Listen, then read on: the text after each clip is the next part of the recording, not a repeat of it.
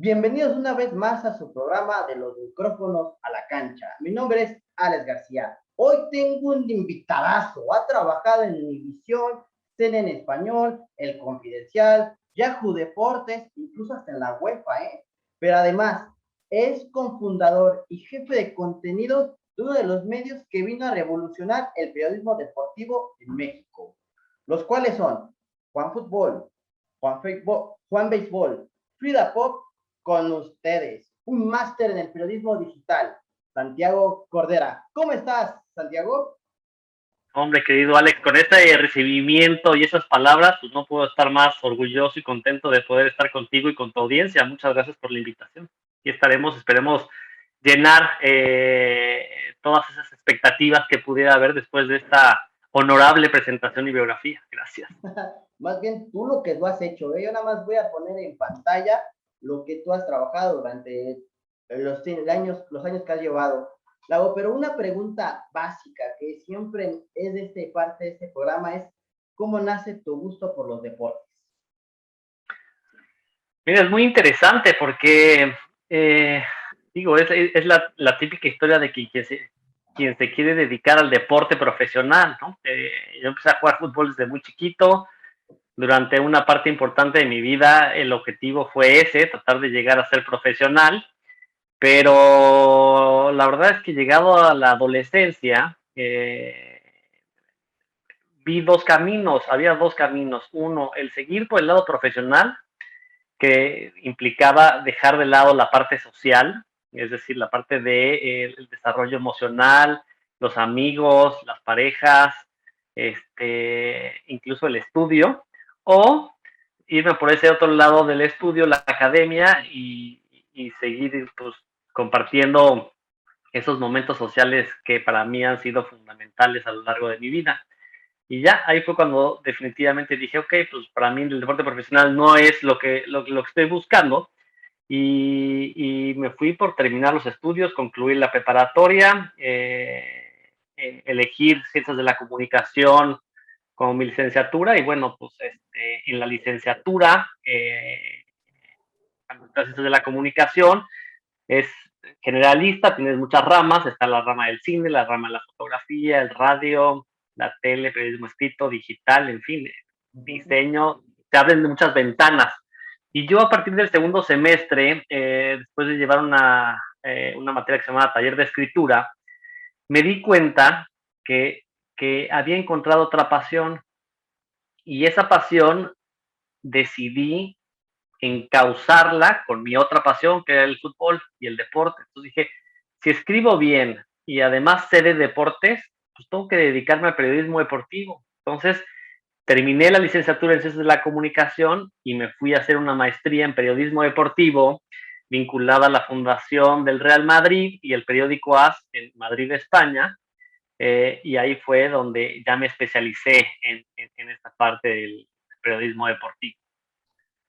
Ahí, digo, ahí lo que pasó es que se me abrieron las ventanas profesionales, ¿no? Con la maestría llegó la oportunidad de trabajar en UEFA, llegó la oportunidad de trabajar en el Confidencial y bueno, desarrollar mi primera parte de esta carrera profesional en España para luego volver a México y poner en práctica todo lo que había aprendido allá.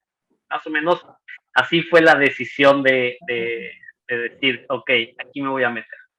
Perfecto, así como suele pasar, ¿no? Quieres primero dedicarte al fútbol, a los años adolescentes eres creativo, puedes jugar, tienes las ganas, pero ya estás viendo una realidad que a todos nos ha de pasar, que es cuando vinculas tu pasión con lo que realmente logras hacer y alcanzas a hacerlo. En este caso, tú te fuiste de España, buscaste en la fundación y ya regresaste, por eso platiqué, dije, estás en la UEFA, porque estamos hablando que ya estás en un territorio internacional. Entonces, te voy a preguntar, no puedo dejarlo de hacer. Adelante. Para ti, ¿qué significa el periodismo deportivo? Y también va aunado a esto la parte del periodismo digital. ¿Qué piensas acerca de ello? Pues mira, yo creo que es una pregunta muy interesante, porque el periodismo deportivo ha cambiado mucho en los últimos 20 años, que por lo menos es lo que yo llevo dedicándome, ¿no? Cuando llegué al periodismo deportivo y me desarrollé allá en esos primeros pasos que di en UEFA, en el Confidencial, que además lo que dices es muy cierto. Yo lo hice al revés, o sea, soy mexicano, pero me formé en España y luego regresé a México para continuar mi carrera como periodista, ¿no? Cuando suele ser al revés, más bien empiezas en México y luego ya continúas en algún otro país. Pero en fin, en esa época, claro que era, desde mi punto de vista, un periodista deportivo era el que iniciaba cubriendo la fuente, siendo reportero, entendiendo de cerca y oliendo de cerca el deporte, conectar claramente en ese entonces la mejor forma de conectar a los fans con los ídolos era a través del periodismo, ¿no? Hoy eso se ha cortado por las redes sociales, porque los fans pueden tener línea directa con los ídolos, pero entonces en ese entonces teníamos una responsabilidad mayor y la mejor manera de poder comunicarle al fan lo que estaba sucediendo en el mundo del deporte era estando en el sitio y cubriendo esa información. Eh, yo creo que el periodista digital y el deportivo se ha ido transformando, ¿no? Si antes podías estar especializado solamente en un área, por ejemplo, yo en mi caso, el periodismo escrito, otras personas en radio, en televisión, hoy los jóvenes que están incursionando en la industria deportiva, pues ya tienen que saber varias cosas, ¿no? O sea, tiene que ser una persona que sea buena a cámara, pero tiene que ser una persona que sepa editar, tenga programas de edición como Photoshop o en video como Premiere. Tiene que ser alguien que tenga conocimiento del branded content, de la parte de marketing del contenido. En fin, como que ya empieza hoy en día a haber una especialización mayor si lo que quieres es abrirte oportunidades en la industria deportiva, cosa que antes no era. Tú podías decir, yo quiero a la radio y era más fácil llegar a la radio, era más fácil llegar a la televisión, era más fácil llegar al periodismo. Entonces, eso es en lo que ha cambiado el periodismo deportivo con respecto, digamos, hace 20 años al día de hoy. Creo que más o menos esa es la diferencia, ¿no? Un periodista deportivo, pues es eso, puede ser de todo, puede ser desde la fuente de información, desde el centro donde sucede el deporte, pero también puede ser el editor que va a hacer la curación de contenido en una redacción. Entonces es muy amplia, ¿no? Hay demasiados papeles en esta película.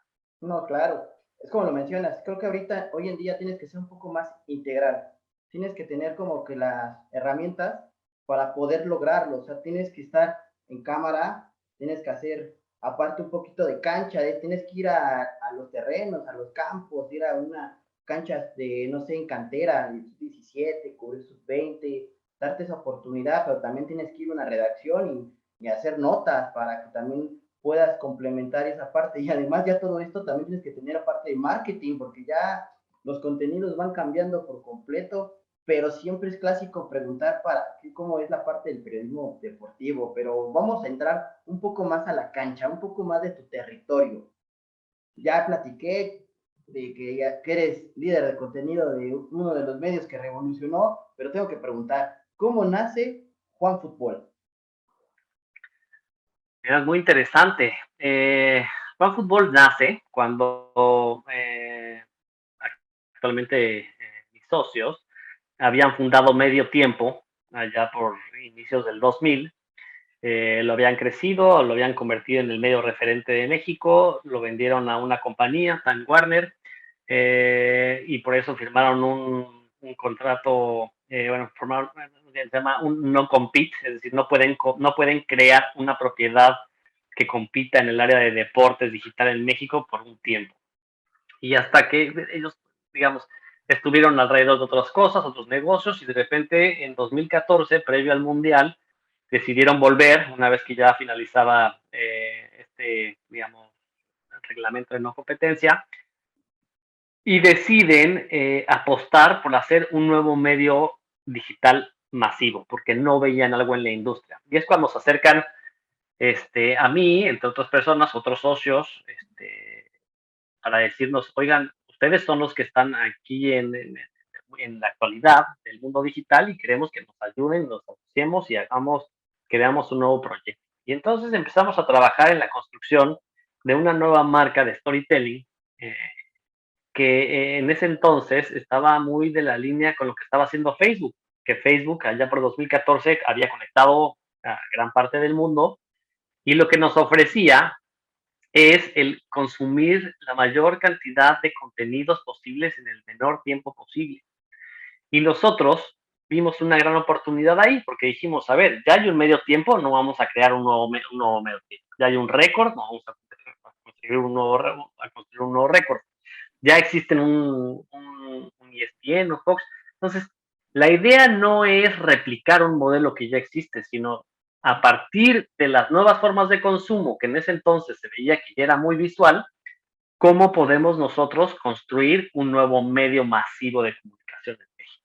Y ahí fue donde dijimos, pues vamos a crear Juan Fútbol, que desde su nombre sea diferente, que te ofrezca a través de formatos visuales y llamativos la sustancia la sustancia más interesante para el usuario, porque claro, el usuario ya empezaba a enterarse de los marcadores vía Twitter, empezaba a consumir la información a través de Facebook. Nosotros decíamos, claro, pues hay que hacerle una liposucción a la información y entonces le hacemos la liposucción, lo ponemos en una buena presentación, se lo enseñamos al usuario y el usuario puede leer hasta 30 o 40 contenidos en un minuto y entonces creamos una necesidad de que el usuario que nos consume, que son los ocasionales, es decir, los que necesitan tener el mínimo de información para poder tener una conversación con su amigo, con sus amigos, o en una cena, o con sus papás, o con sus maestros, o con quien sea, ¿no? Es decir, la persona esa que de repente nada más lee que ganó el Barcelona 2-1 con 2 goles de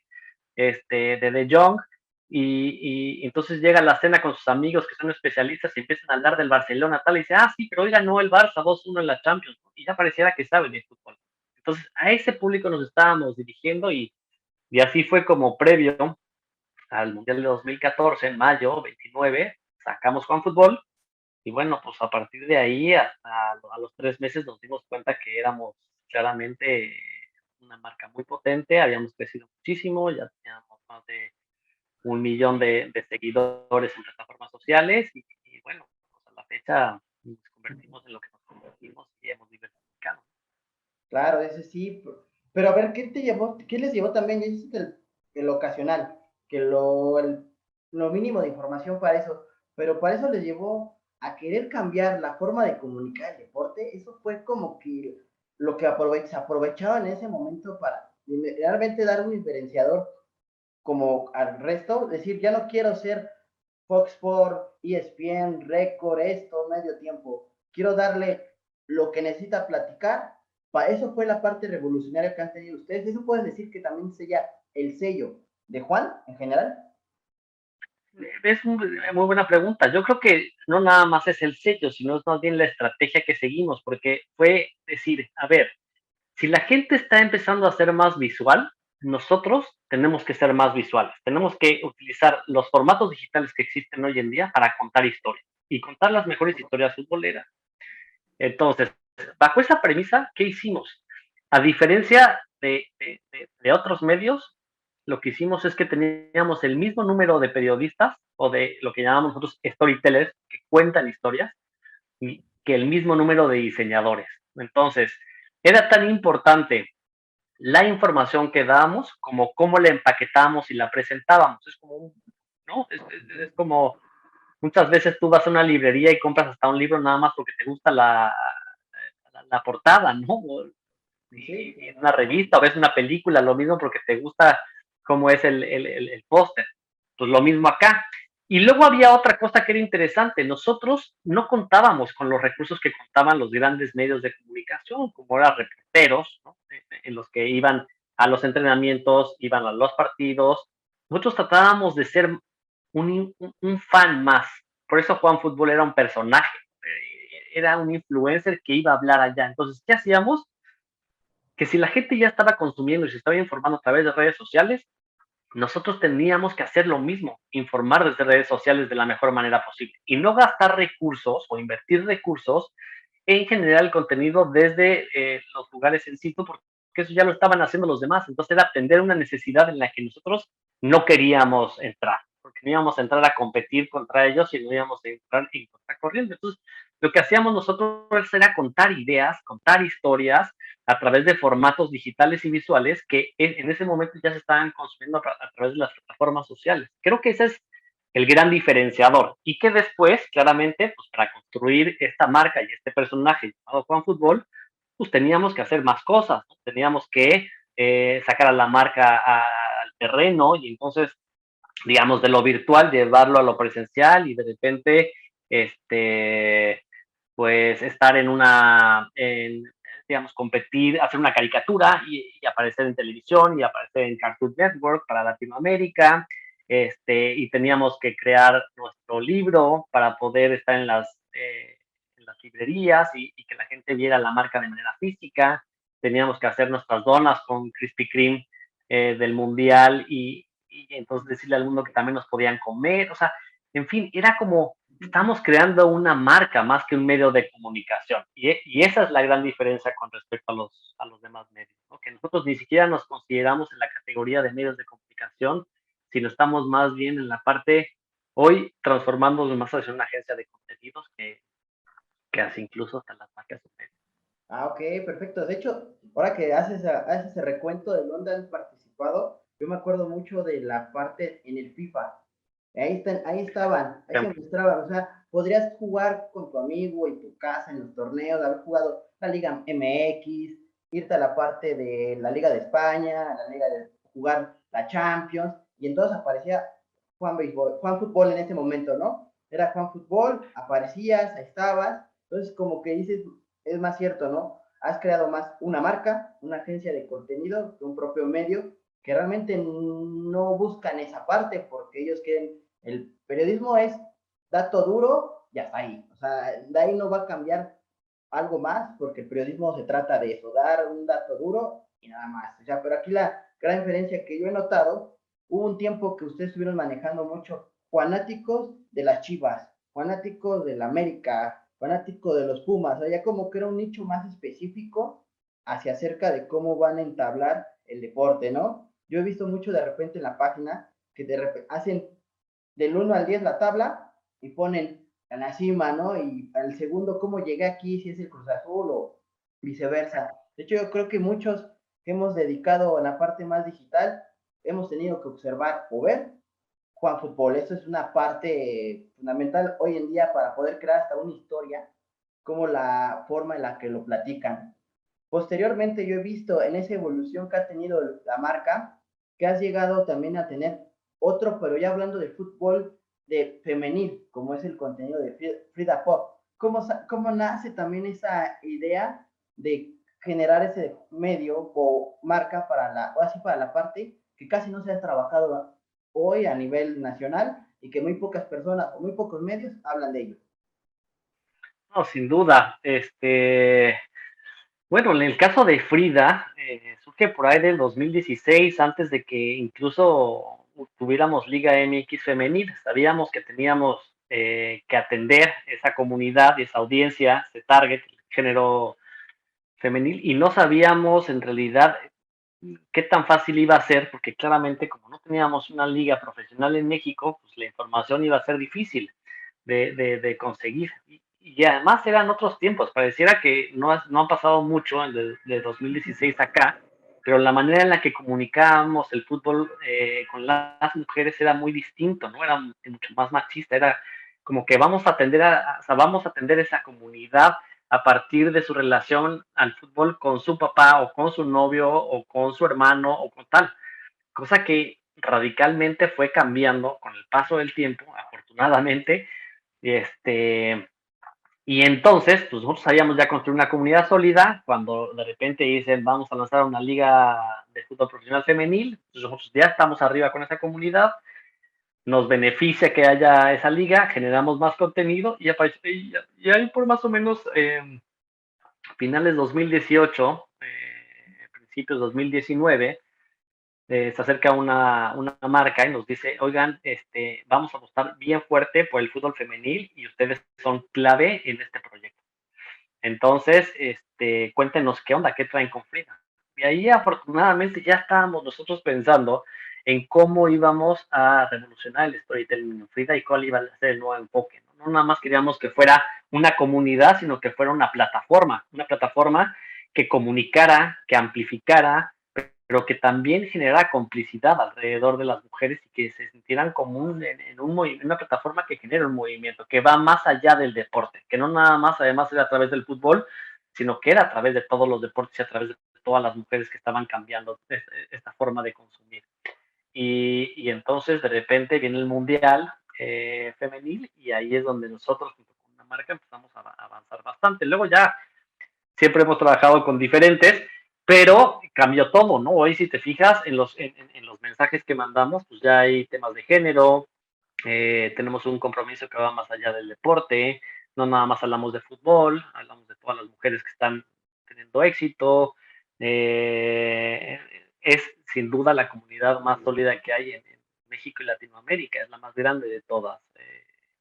Y sigue siendo una plataforma que a comparación de lo que te puede ofrecer el fútbol varonil pareciera pequeña, pero en realidad tiene una interacción y una conversación que ya quisieran tener muchos medios de comunicación. Estamos muy No, orgullosos de Prima.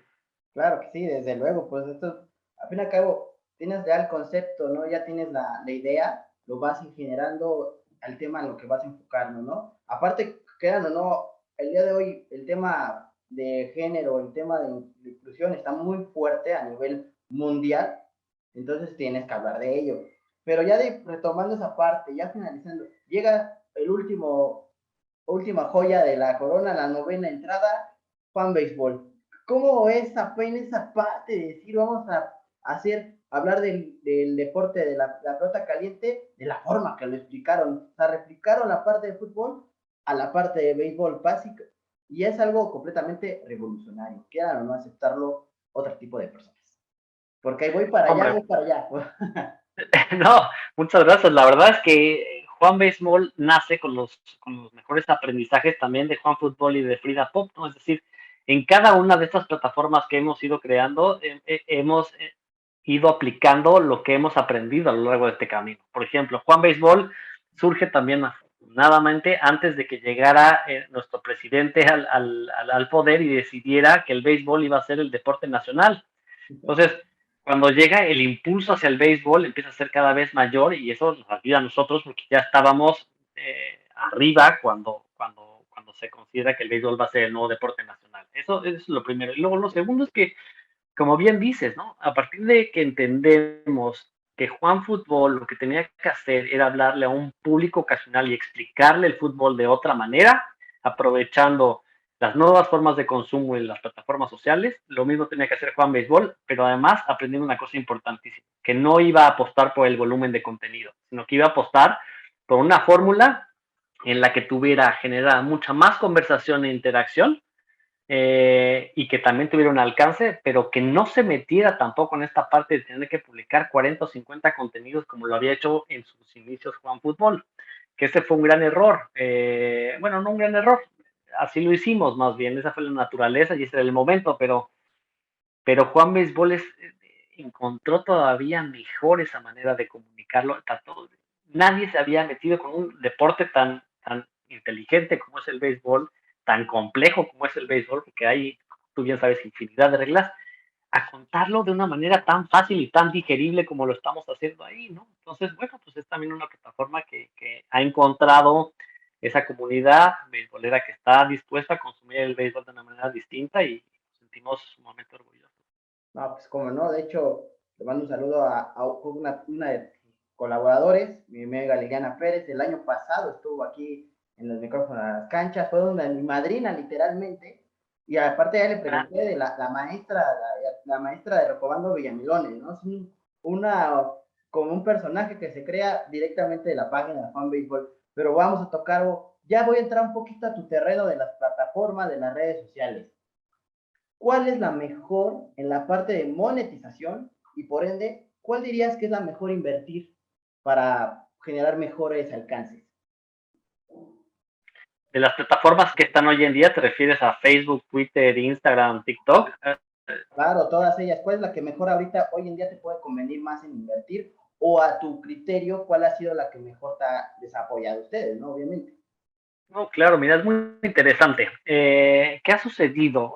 Facebook, por un lado, sigue siendo la que conecta al mundo, sin lugar a dudas, es la más grande, donde hay más gente en común, pero también la tasa de crecimiento es menor, porque justo eso, ya todo el mundo tiene Facebook. Instagram es la plataforma hoy que va en un crecimiento muy interesante. Es donde más estamos capitalizando nosotros, es donde más estamos vendiendo. Digamos, cada uno es diferente, ¿no? En el caso de Juan Fútbol es donde más estamos capitalizando, donde mejor conversación e interacción estamos teniendo. Y justo cuando inició la pandemia le metimos una estrategia muy fuerte y sólida a TikTok y también ya crecimos bastante y tenemos muy sólida esa plataforma. Te diría que hoy la apuesta de casi todas las marcas de storytelling está en Instagram, Instagram y TikTok, sin dejar de lado los grandes diferenciadores que están ya desde hace un tiempo, ¿no? Por ejemplo, sacamos hace como 6 meses nuestro primer podcast original, creado por Juan Fútbol y Spotify, fue el primer podcast en Latinoamérica sobre fútbol, en el que apuesta ahí. Y es interesante, vamos explorando diferentes terrenos, pero la respuesta a tu pregunta claramente es Instagram, sigue siendo hoy, esperemos, veamos hasta cuándo va a suceder eso, ¿no? Cuándo va a decir Instagram, ¿saben qué? Pues ahora me tienes que pagar para pagar más para poder tener ese alcance, esa interacción, como lo hace Facebook. Y Facebook, si no le pagas, es difícil que tu contenido tenga el alcance que incluso tienes en tu propia comunidad. Ah, ok, perfecto. Es que hoy en día lo digital es lo que te puede generar, capitalizar mejores marcas.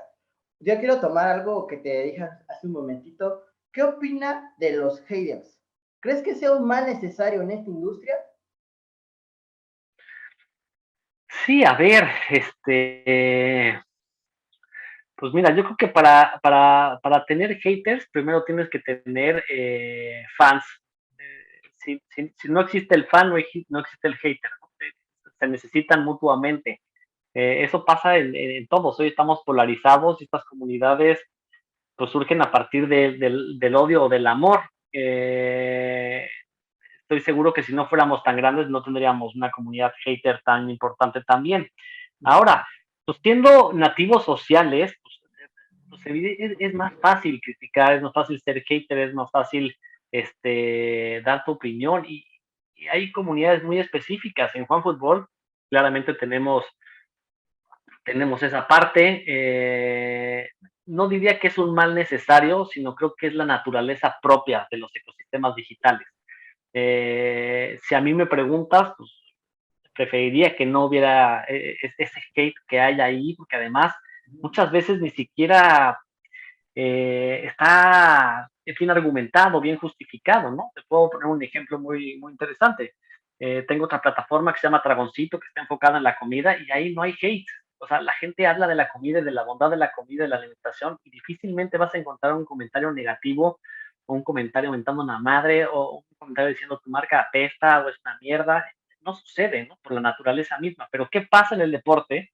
¿Qué pasa en el fútbol? Que genera pasión. Y cuando una cosa genera pasión, en cualquier ámbito de la vida, pues obviamente va a generar opiniones positivas y opiniones negativas. Así es con la política, así es con el deporte, así es con la cultura, así es con parte del entretenimiento y es natural que exista una y otra cosa, ¿no? Así surgió el América, eh, así surgen equipos y rivalidades. Sí, más bien tenemos que aprender a vivir con ellos y aprender a atender a las diferentes audiencias, aunque sea también a haters. Ahora, lo interesante es cómo haces que esos haters se conviertan en fans, porque también es muy interesante ese fenómeno y también se puede pasar de un lado al otro. Ahí es donde hay que también apostar por una buena estrategia.